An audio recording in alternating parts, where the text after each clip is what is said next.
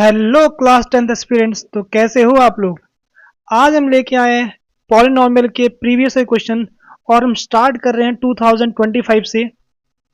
तो इस इस लेक्चर में हम 2025 के प्रीवियस क्वेश्चन को डिस्कस करने वाले हैं। हम आज आपके लिए ढेर सारे क्वेश्चन लेके आए हैं प्रैक्टिस करने के लिए, जो कि 2025 में सीबीएसई बोर्ड में पूछे गए थे।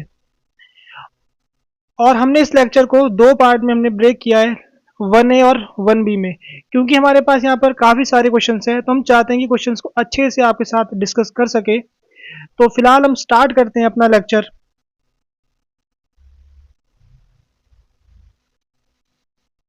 तो ये रहा हमारा पहला क्वेश्चन। स्टार्ट करते हैं इस क्वेश्चन को। ठीक है, हमारे पास यहाँ पर एक इक्वेशन गिवन है। ठीक है, पॉलिनॉमियल की इक्वेशन गिवन है हमारे पास। ठीक है, y equals to a x square plus b x plus c. हमें साफ साफ पता है ये क्वाड्रेटिक पॉलिनॉमियल की इक्वेशन होती है, स्टैंडर्ड फॉर्म। अब ये जो ग्राफ बता रहे हैं यहाँ पर, ये ग्राफ बना हुआ है, तो आपको ग्राफ दिख रहा है। ये ग्राफ कैसा बन रखा है, ये ग्राफ ऐसा बन रखा है। तो एनसीईआरटी में कुछ ऐसा गिवन है ग्राफ। इसको क्या बोलते हैं, इसको बोलते हैं डाउनवर्ड। इसको थोड़ा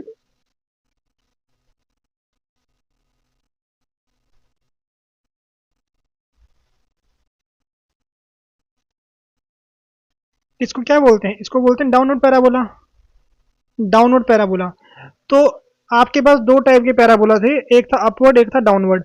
तो अगर आपका ए क्या होता है, जीरो से बड़ा होता है, तो पैराबोला का जो आपका ये ओपनिंग है पैराबोला की, ये किस साइड होती है, ऊपर को आपके पास होती है। और अगर आपके पास क्या होता है, ए लेस देन जीरो होता है, तो कहाँ पर होती है आपकी ओपनिंग, ये ओपनिंग नीचे को, ये ठीक है, जिस साइड से ओपन है नीचे को आपका, नीचे की साइड को आपका ये होता है। तो यहाँ पर आपको देखना है, तो ये पैराबोला कैसा है। तो ये पैराबोला कैसा है आपका, अपवर्ड या डाउनवर्ड। तो आपको दिख रहा है साफ साफ कि ये नीचे को है। तो आपका आंसर आपका क्या होने वाला है, ए इज लेस देन जीरो, यानी ऑप्शन नंबर ए, यानी ए आपका जीरो से छोटा होने वाला है। तो बढ़ते हैं अगले क्वेश्चन पर। क्वेश्चन काफी इजी है, तो एक बार प्लीज वीडियो को पॉज करना, क्वेश्चन खुद से ट्राई करना, फिर सॉल्यूशन देखना। तो अब हम सेकंड क्वेश्चन स्टार्ट करते हैं अपना। Question number second, if the zeros of the polynomial, इस पॉलिनोमियल के जीरोज, ये हमारे पास पॉलिनोमियल है। पॉलिनोमियल कैसा गिवन है, a x square plus b x plus 2a/b। ये पॉलिनोमियल गिवन है हमारे पास। अब ये बोल रहे हैं जो इसके जीरोज है are reciprocal of each other, इसके जो जीरोज है वो रेसिप्रोकल है ईच अदर के। यानी अगर हम मान लेते हैं लेट, अगर आपका 10 अल्फा है, ठीक है, एक जीरो आपका अल्फा है, तो दूसरा कितना आपका होगा, दूसरा आपका क्या होगा, 1 अल्फा आपके पास होने वाला है। और हमें पता है जीरोस का प्रोडक्ट, ठीक है, अगर कभी भी ये आता है ना रेसिप्रोकल आता है, तो आप हमेशा प्रोडक्ट का यूज करो। क्यों, क्योंकि अगर मैं अल्फा इंटू 1/अल्फा करता हूँ, यानी जीरोस की मल्टीप्लाई करता हूँ, तो कितना आपका आता है, सी अपॉन ए आता है। तो अल्फा से अल्फा कटने वाला है आपके पास, तो कितना आपका 1 इक्वल्स टू सी अपॉन ए, आपके पास ये आ गया। अब यहाँ पर सी कितना है, यहाँ पर सी कितना है, आपका सी क्या होता है, कांस्टेंट टर्म। यहाँ पर कांस्टेंट टर्म पूरी आपकी ये दिख रही है, कांस्टेंट टर्म ये पूरी क्या आपकी क्या कांस्टेंट टर्म आपके पास है। तो 1 is equals to what, 2a upon B. और यहाँ पर ए हमारे पास क्या होता है, ठीक है, एक्स स्क्वायर का कोफिशिएंट, जो कि यहाँ पर कितना आपके पास ए ही है। तो यहाँ कितना आपके पास आ गया, यहाँ पर आपके पास आ गया ए। ठीक है, अब इसको सॉल्व करना, इस ए को यहाँ लेके चल जाओ, a equals to 2a upon b. अब मैं इसको इस साइड लेके आ गया, तो a b equals to 2a, a से ए कट गया, तो बी कितना आपका आ गया, बी आ गया इक्वल्स टू वट, बी की वैल्यू कितनी आ रही है आपकी, बी की वैल्यू आ रही है 2। तो कुछ इस टाइप से इस क्वेश्चन को सॉल्व करने वाले हैं। तो अब आगे बढ़ते हैं अपने अगले क्वेश्चन पर। अब यहाँ पर हमें क्या बोल रहे हैं, alpha and beta are zeros of polynomial. इस पॉलिनोमियल के जीरोज क्या है हमारे पास, अल्फा और बीटा हमारे पास जीरोज बता दिए यहाँ पर। अब ये बोल रहे इस एक्सप्रेशन की जो वैल्यू है alpha plus beta, alpha into beta की वैल्यू कितनी आ रही है, -2/3 आपकी आ रही है, पहले से बता दिया ये भी। अब आपको के निकालना है, तो हमें ये दे रखा है कि alpha plus beta plus alpha into beta, ये कितना आपका होता है 2/3। तो अल्फा प्लस बीटा आपका कितना होता है, -b/a। क्या होता है आपके पास, पहले स्टैंडर्ड फॉर्म पता होना चाहिए आपको। अगर आपको ऐसा कुछ होता है तो इसको बोलेंगे b, इसको बोलेंगे a। यहाँ पर b कितना आपके पास 6। तो अल्फा प्लस बीटा कितना आपका होता है minus b upon a. Alpha into beta कितना आपका सी, यानी कांस्टेंट यहाँ पर क्या है के दे रखा है, के अपॉन ए। ए कितना आपका हो गया 3। Alpha plus beta minus b upon a, alpha into beta c upon a, -2/3 आपके पास ये हो गया। अब यहाँ पर हम इसको कुछ ऐसे लिख सकते हैं, -6 प्लस के अपॉन 3 इज इक्वल्स टू -2/3। 3 से आपका 3 कट गया। देखो यहाँ पर 3 है, यहाँ भी 3 है, दोनों के नीचे सेम नंबर है, तो उसको आप कंप्लीट के नीचे कर सकते हो। ऐसे कंप्लीट के नीचे आपका 3 आपका आ गया, इससे आपका ये कट गया। तो -6 प्लस के इज इक्वल्स टू -2। -2 -6 को उस साइड लेके चले जाओगे तो 6, के कितना आपका आ गया, के आ गया 4। तो क्या 4 दिख रहा है ऑप्शन में? बिल्कुल 4 दिख रहा है ऑप्शन में। ठीक है, एक बार खुद से भी क्वेश्चन को आप लोगों को ट्राई करना। अब आगे बढ़ते हैं अपने नेक्स्ट क्वेश्चन पर, क्वेश्चन नंबर 5। ठीक है, डायरेक्ट क्वेश्चन आपको यहाँ पर, 2 polynomials are shown in the graph below. देखो एक पॉलिनोमियल ग्राफ आपको ये दिख रहा है, एक पॉलिनोमियल ग्राफ आपको ये दिख रहा है। ठीक है, दो ग्राफ दे रखे हैं। The number of distinct zeros of both the polynomial. पहले डिस्टिंक्ट का मतलब हमारा क्या होता है, डिफरेंट। ठीक है, डिफरेंट। तो इन दो जो पॉलिनोमियल गिवन है, जो इनकी जो इनकी डिस्टिंक्ट आ रही है, क्या जीरोस, कितनी जीरोस डिस्टिंक्ट आ रही है? पहली बात है पॉलिनोमियल क्वाड्रेटिक है, जीरोस केवल 2 आती है। जीरोस केवल क्या आती है, 2 आती है। या तो दोनों क्या होगी, अलग होगी, या दोनों सेम होगी। ठीक है, तो ऐसा आपका होता है, या कई बार एग्जिस्ट भी नहीं करती जीरोस, बट वो केस नहीं है आपके पास। तो फिलहाल आपको दिख रहा है कि ग्राफ को अलग अलग पॉइंट पर, एक्स एक्सिस को अलग दो अलग पॉइंट पे कट कर रहे हैं। तो इसकी कितनी जीरोज है, इनकी 2 जीरोज है, 2 डिस्टिंक्ट जीरोज है। तो कितना आपका आंसर है क्या, 2। क्योंकि ये ग्राफ इधर जा रहा है तो यहाँ कट कर रहा है, यहाँ कट कर रहा है, ये भी कहाँ कट कर रहा है, ये कट कर रहा है आपका। तो दोनों की क्या है, 2 डिस्टिंक्ट जीरोज आपको मिल रही है यहाँ पर। तो आपका आंसर क्या होने वाला है, 2। ठीक है, आगे बढ़ते हैं अपने नेक्स्ट क्वेश्चन पर। अब यहाँ पर क्या बोल रहे हैं, the sum of the zeros of the polynomial. इस पॉलिनोमियल के जीरोस का सम, तो हम जीरोस क्या मानते हैं, नॉर्मली अल्फा बीटा मान लेते हैं। तो जीरोस का सम कितना आपका होता है, -b अपॉन ए। तो यहाँ पर b कितना मानते हैं, पहले एक चीज का ध्यान रखना। अब बहुत से बच्चे गलती कर देंगे, b गलती से -7 को ले लेंगे। तो पहले आपको स्टैंडर्ड फॉर्म में लिखना पड़ेगा। स्टैंडर्ड फॉर्म क्या कहती है, पहले एक्स स्क्वायर को लिखो, फिर किसको लिखोगे, फिर x को लिखोगे, फिर कांस्टेंट नंबर को लिखोगे। तो यहाँ पर आपका b कितना है, b आपका है 5, और यहाँ पर a कितना आपके पास, a है -7। तो b कितना आपके पास, b है 5, a कितना आपके पास -7। देखो माइनस से माइनस काट लो ऐसे करके, तो आपका आंसर कितना आ गया, 5/7। तो आपका ऑप्शन नंबर कौन सा होने वाला है, आपका सी वाला आपका आंसर होने वाला है। ठीक है, अब आगे बढ़ते हैं अपने नेक्स्ट क्वेश्चन पर। ठीक है, तो वीडियो को प्लीज पॉज करके क्वेश्चन खुद से ट्राई करना। अगर कहीं पर भी डाउट होगा तो प्लीज कमेंट सेक्शन में बताना, ताकि हम आने वाली वीडियोस में उन चीजों को डिस्कस कर सके आप लोगों के साथ। तो अब हमारे पास यहाँ पर गिवन है क्वेश्चन में कि alpha and beta are zeros, बिल्कुल सही है कि हमें क्या बता रहे हैं, इसके जीरोस हमने क्या मान लिए, अल्फा बीटा मान लिए, कोई दिक्कत नहीं है। अब यहाँ पर क्या बोल रहे हैं, ये चीज आपकी बराबर हो रही है, ये चीज आपकी बराबर हो रही है। क्या चीज बराबर आपकी हो रही है, आपका alpha plus beta is equal to alpha into beta के बराबर हो रहा है। अल्फा प्लस बीटा आपका क्या होता है, ठीक है। तो पहले हम स्टैंडर्ड फॉर्म में बात करते हैं, a x square plus b x plus c. ठीक है, हमारे पास ये स्टैंडर्ड फॉर्म होती है। तो अल्फा प्लस बीटा कितना आपका होता है, ये होता है -b upon a. Alpha into beta कितना आपका होता है, c अपॉन ए। तो a से a कट गया, तो आपका b कितना आपका आ गया, b आ गया नेगेटिव ऑफ c। यानी इसका मतलब आपका क्या हुआ है, इसका मतलब आपका ये बनता है कि जो आपका x वाले का कोफिशिएंट है, जो आपके पास क्या x वाले का कोफिशिएंट है, वो कांस्टेंट टर्म पर क्या होने वाला है, नेगेटिव आपका होने वाला है। तो x का कोफिशिएंट कितना आपके पास यहाँ पर -30, यानी माइनस का 30 इक्वल्स टू नेगेटिव। यहाँ कांस्टेंट टर्म आपको क्या दिख रही है, 45k। What is 45k? तो पहले नेगेटिव से नेगेटिव कट गया, k कितना आपका आ रहा है, k आ रहा है 30/45। 5 का टेबल तो आता होगा आप लोगों को, 5 6 जा 5 9 जा, ठीक है, 5 6 जा 30, 5 9 जा 45। तो ये तो आपको दिख नहीं रहा है, तो इसको और कट कर सकते हैं हम लोग। किससे कट करेंगे, 3 से, 3 2 जा 3 3 जा, तो 2/3 कहीं दिख रहा है ऑप्शन में। तो मेरा तो आंसर ये आ रहा है।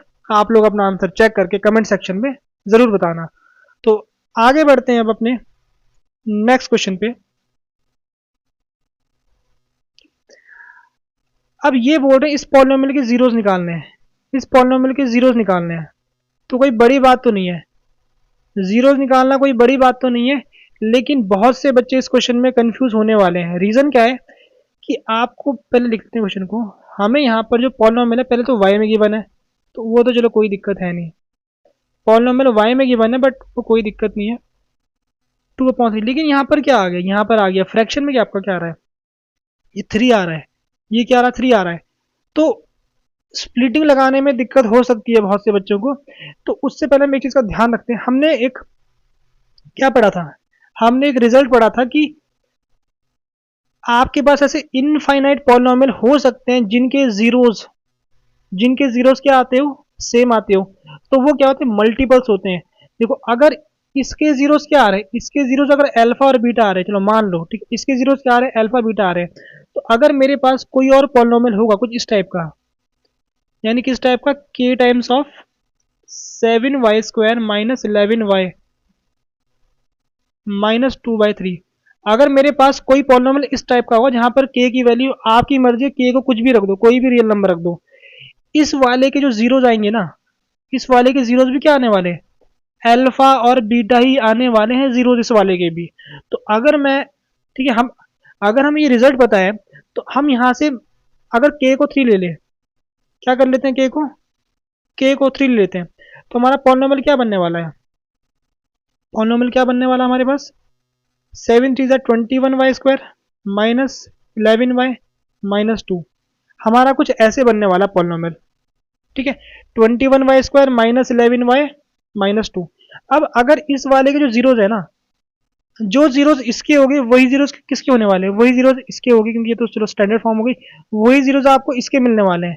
तो आप इसके जीरोज निकालो या फिर इसके जीरोज निकालो, वहां पर कोई भी फर्क नहीं पड़ने वाला, आपका सेम आंसर आपका आने वाला है। तो फिलहाल हम 21y² माइनस 11y माइनस 2 के जीरोज निकालने वाले हैं। तो यहाँ एक प्लीज स्लाइड जोड़ते हैं अपना, पेज नंबर 8 के बाद 9, हम एक 9 पे स्लाइड जोड़ते हैं पहले।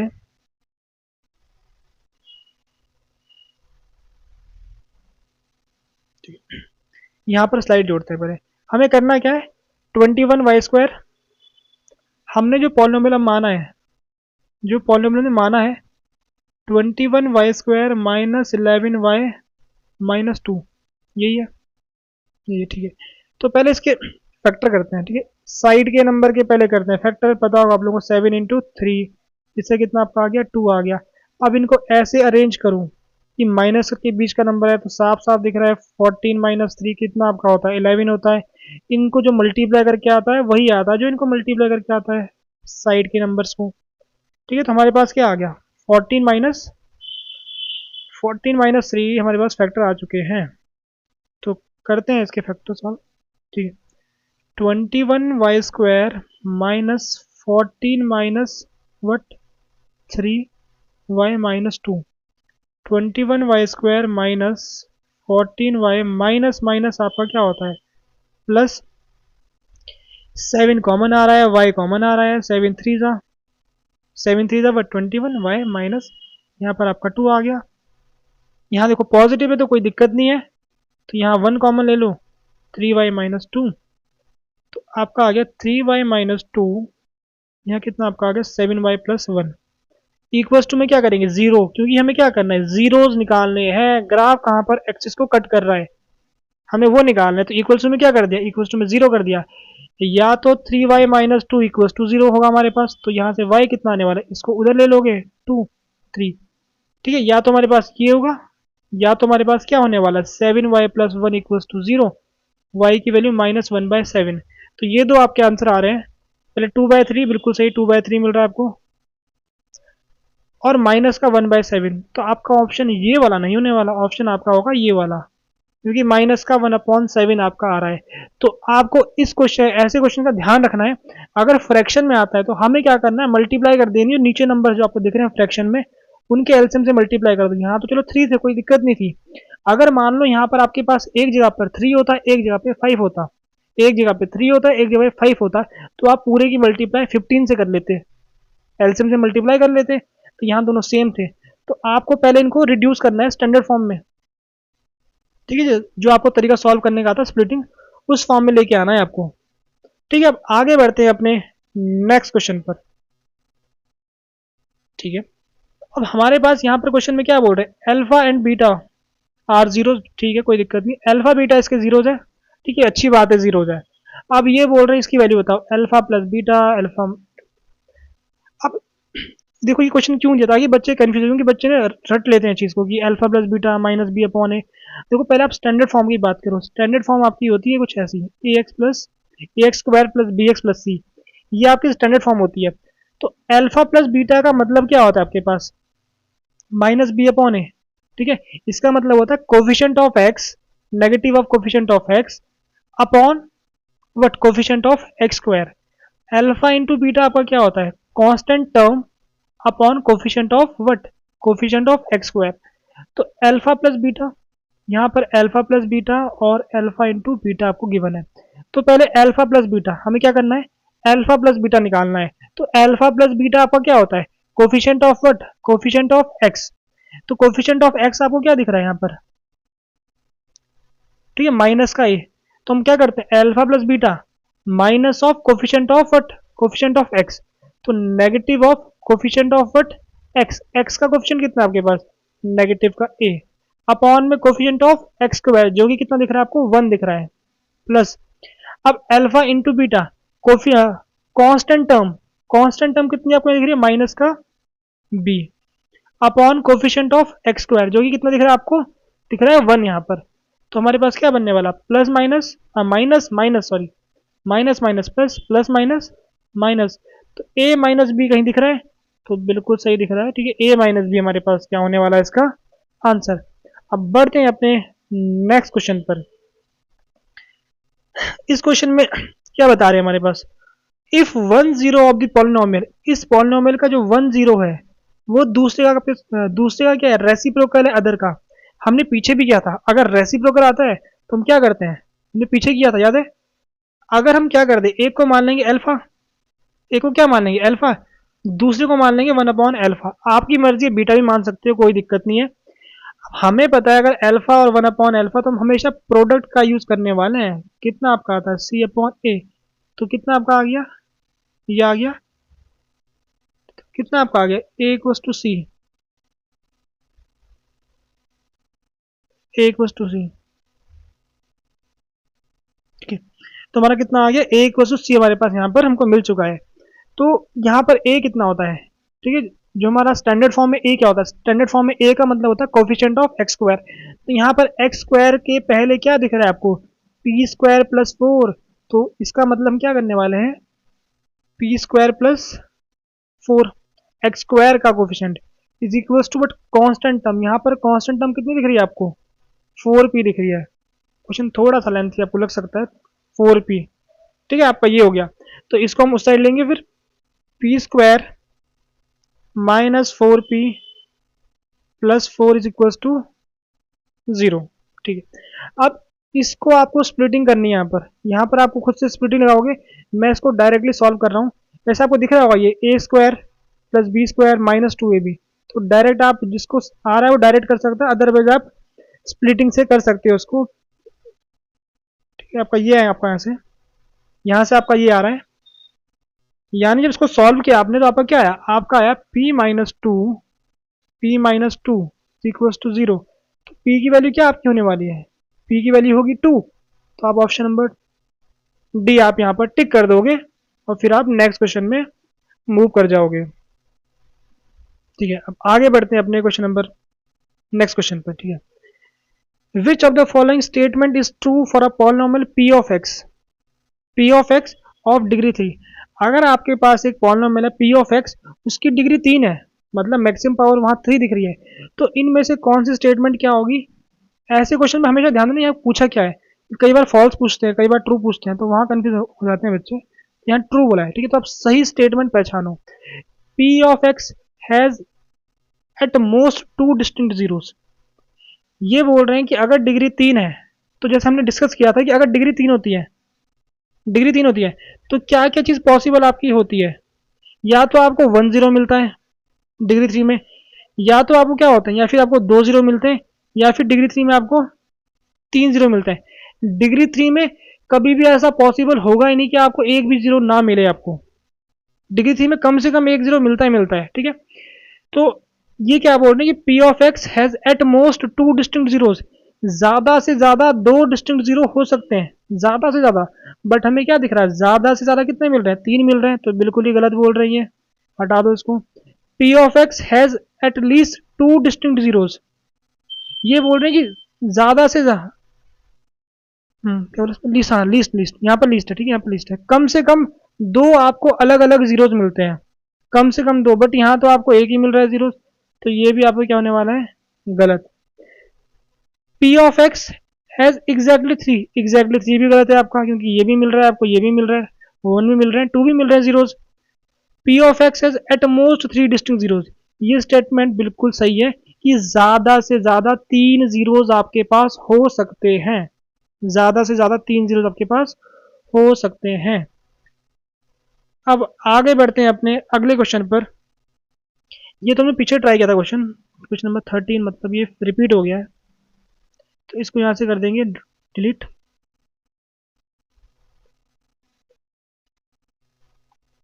ठीक है, अब हमारा अगला क्वेश्चन हमारा ये रहा, ठीक है। तो प्लीज़ एक बार वीडियो को पॉज करके क्वेश्चन जरूर जरूर ट्राई करना, ठीक है, तभी आपको क्वेश्चन करने में मजा आएगा और क्वेश्चन आप सीख भी जाओगे। काफ़ी इजी क्वेश्चन आते हैं चैप्टर से। और इस चैप्टर की जो वेटेज होती है, मैं वेटेज बताना भूल गया आप लोगों को, जो वेटेज रहती है चैप्टर की, नियरली 3 से 4 मार्क्स की वेटेज आपको मिलती है। हाँ, मैक्सिमम टाइम 4 मार्क्स के क्वेश्चन आपको इस चैप्टर से कंफर्म मिलते हैं मैक्सिमम टाइम, बट कभी कभी 3 मार्क्स के क्वेश्चन भी देखे गए हैं। 2025 का जो पैटर्न, जो एग्जाम आपका आया था, तो बहुत सारे सेटों में, ऑलमोस्ट मैक्सिमम सेट्स में आपको 4 मार्क्स के क्वेश्चन इसमें मिले थे। लेकिन कुछ ऐसे सेट्स थे हमारे पास, एक दो सेट्स, जहां पर केवल 3 मार्क्स के क्वेश्चन मिले थे चैप्टर से, ठीक है। तो करते हैं इस क्वेश्चन को। यहाँ पर क्या बोल रहे हैं आपको कि आपके पास एक पॉलिनोमियल है, ठीक है, अच्छी बात है, पॉलिनोमियल दे रखा है आपको, ये पॉलिनोमियल दे रखा है। ये बोल रहे हैं इसके जो जीरोज है, इसके जो जीरोज है, इनमें से कौन से जीरोज है, इनमें से क्या है, कौन से जीरोज है। तो आप क्या करोगे, यहाँ से दो ऑप्शन है, या तो इसको सॉल्व करो, जीरोज निकालो, चेक कर लो, पहला ऑप्शन आपके पास ये है। लेकिन दूसरा ऑप्शन आपके पास क्या है, हमें पता है जीरो को मल्टीप्लाई करके क्या आता है, सी अपॉन ए आता है, बिल्कुल सही। यहाँ पर सी कितना है, 4 है, यहाँ पर ए कितना है, 1 है। तो हम कह सकते हैं डायरेक्ट अल्फा इंटू बीटा कितना आपका होगा, 4। तो आप यहाँ पर चेक करो, इनमें से किन वाले जीरोस को मल्टीप्लाई करके 4 आ रहा है।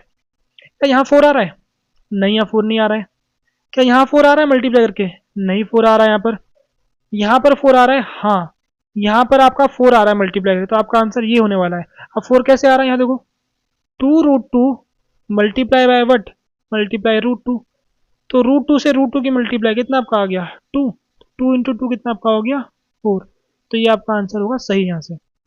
तो अब आगे बढ़ते हैं अपने, अब अपना नेक्स्ट क्वेश्चन ट्राई करते हैं हम लोग। यहाँ पर हमारे पास ये क्वेश्चन, ठीक है, ये क्वेश्चन हमारा थोड़ा ईजी है, इसको आप लोग खुद से एक बार ट्राई करना, ठीक है। तो हमारे पास ये क्वेश्चन किस में आने वाला है, ये क्वेश्चन आपका आने वाला है डिब्बे में, यानी do it by your self.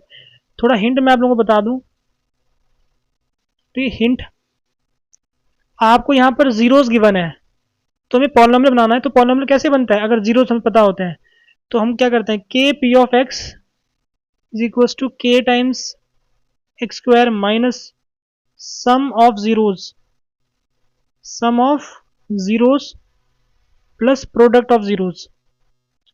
ठीक है, आप लोगों को याद होगा ये प्रोडक्ट ऑफ जीरोस, हम इस फॉर्मूले से करते हैं। तो आप लोग यहाँ पर पहले वैल्यूज पुट करना, वैल्यूज पुट करना, फिर फ्रैक्शन में 7 आपका आने वाला है, फिर उस 7 से मल्टीप्लाई कर देना, फिर आपको आंसर मिल जाएगा। तो आप इनमें से चेक करना, जो भी आपको आंसर इसमें से लगता है वो आपका आंसर सही होगा। आगे बढ़ते हैं अपने नेक्स्ट क्वेश्चन पे। नेक्स्ट क्वेश्चन हमारे पास ये रहा, यहाँ पर क्या बोल रहे हैं कि -4, -4 इसका जीरोज है, हाँ जीरो है, ठीक है, -4 इसका एक जीरो है, तो आपको वैल्यू निकालनी की है। तो अगर जीरो होता है तो उस इक्वेशन को इक्वल्स टू में क्या देता है, इक्वल्स टू में कितना आपका आता है, इक्वल्स टू में जीरो आता है।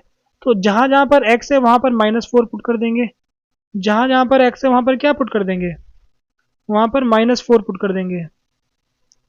अगर हम ऐसा करेंगे तो हमारा आंसर क्या आने वाला, आंसर आएगा 0। 4 का स्क्वायर 16 माइनस माइनस प्लस, यहाँ कितना आपका 4 आ गया, 2 + 2k = 0। ये कितना बन गया आपके पास, ये बन गया 20, 2 + 2k = 0।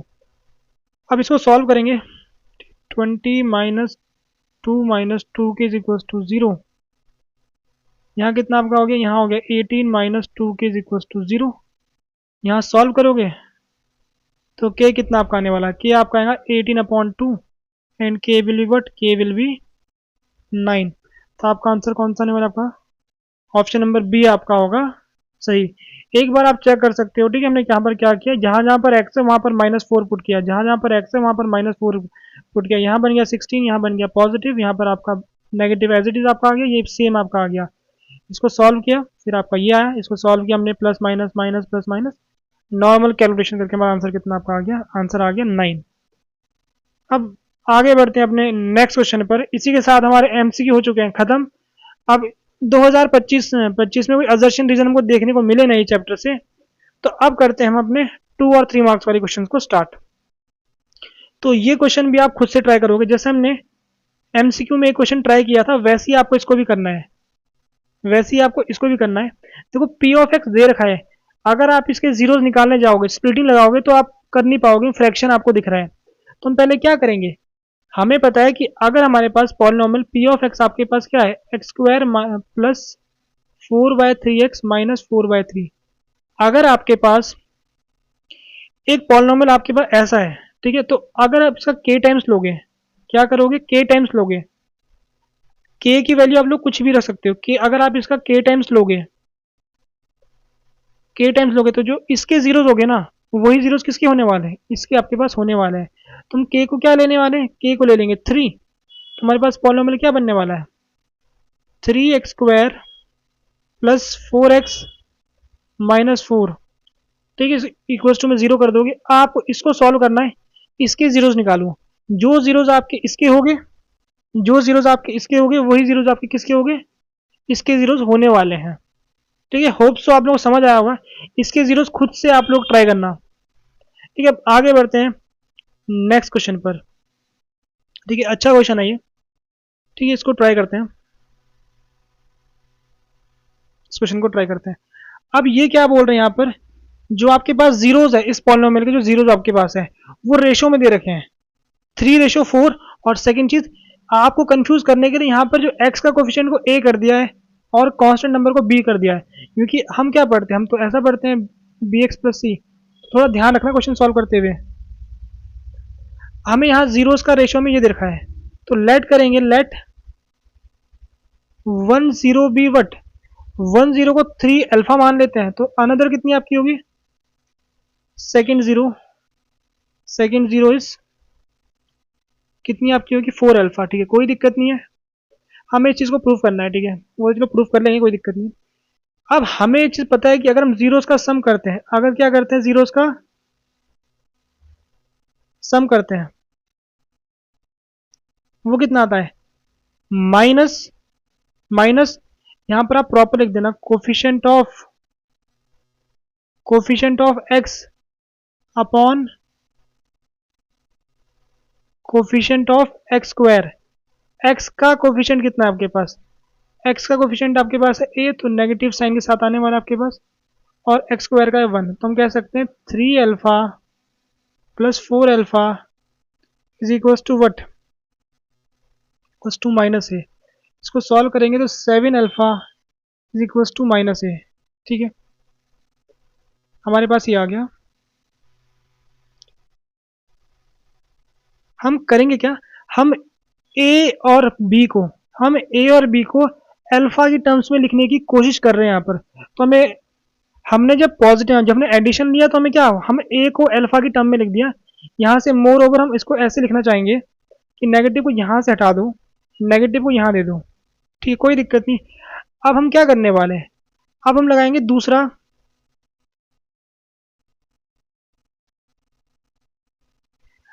हम लगाएंगे अल्फा इंटू बीटा, यानी प्रोडक्ट वाला। 3 alpha into 4 alpha equals to c upon a, यानी कोफिशिएंट ऑफ वट, कोफिशिएंट नहीं, कांस्टेंट टर्म। कांस्टेंट टर्म कितनी आपके पास है, बी, और coefficient of what, coefficient of x square which is equals to 1 here, जो कि आपका यहाँ पर 1 है, बिल्कुल सही। अब इसको सॉल्व करोगे तो आपके पास क्या आने वाला है, 12 alpha square equals to what, is equals to what, beta. ठीक है, अब हमारे पास ये आ चुका है, ठीक है, हमारे पास ये भी आ चुका है।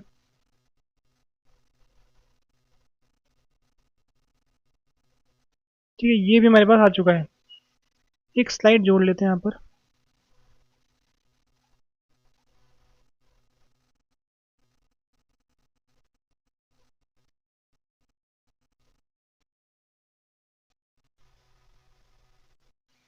यहाँ पर स्लाइड को जोड़ लेते हैं। अब ए की वैल्यू कितनी आपकी आ रही है, -7 अल्फा, और बी की वैल्यू कितनी आ रही है, 12 अल्फा स्क्वायर। तो हम क्या करते हैं, पहले 12 ए स्क्वायर की पहले वैल्यू निकालते हैं। पहले क्या करेंगे, हम पहले 12 ए स्क्वायर की वैल्यू निकालते हैं इन टर्म्स ऑफ अल्फा। वो कितनी होने वाली है हमारे पास, ठीक है, 12 12, और ए की जगह पे कितना रखोगे, -7 अल्फा, -7 अल्फा। ए की जगह पर आपको क्या रखना है, -7 अल्फा का स्क्वायर। ठीक, इसको सॉल्व करते हैं पहले। ये आपका हो गया 1249 अल्फा स्क्वायर। इसको मान लो इक्वेशन नंबर फर्स्ट, इसको क्या मान लेंगे, इक्वेशन नंबर फर्स्ट। ठीक, अब क्या करेंगे, अब निकालेंगे 49 बी की वैल्यू। क्या करने वाले हैं हम, 49 बी की वैल्यू निकालेंगे। अब बी कितना हमारे पास, बी है 12 अल्फा स्क्वायर। बी कितना हमारे पास, 49 एज इट इज, ये हमारे पास कितना है, 12 अल्फा स्क्वायर, 12 अल्फा स्क्वायर। इसको इक्वेशन नंबर सेकंड, ठीक है, since equation 1 is equals to what, equation 2, equation 1 और 2 आपकी क्या है, बराबर है। तो इसका मतलब हमारा क्या होने वाला, 12 a square is equals to 49 b. ठीक है, आपका हो गया प्रूफ, हेंस प्रूफ। तो कुछ इस टाइप से आपको इस क्वेश्चन को सॉल्व करना है। ठीक है, हमारा क्वेश्चन सॉल्व हो चुका है, काफी अच्छा क्वेश्चन था। आज के लेक्चर में इतना ही रखते हैं। बाकी जो हमारे रिमेनिंग क्वेश्चंस हैं उनको आप लोगों के साथ हम डिस्कस करने वाले हैं नेक्स्ट लेक्चर में। मिलते हैं आप लोगों से नेक्स्ट लेक्चर में। टिल देन गुड बाय, पढ़ते रहिए, मिलते हैं अगली वीडियो पे।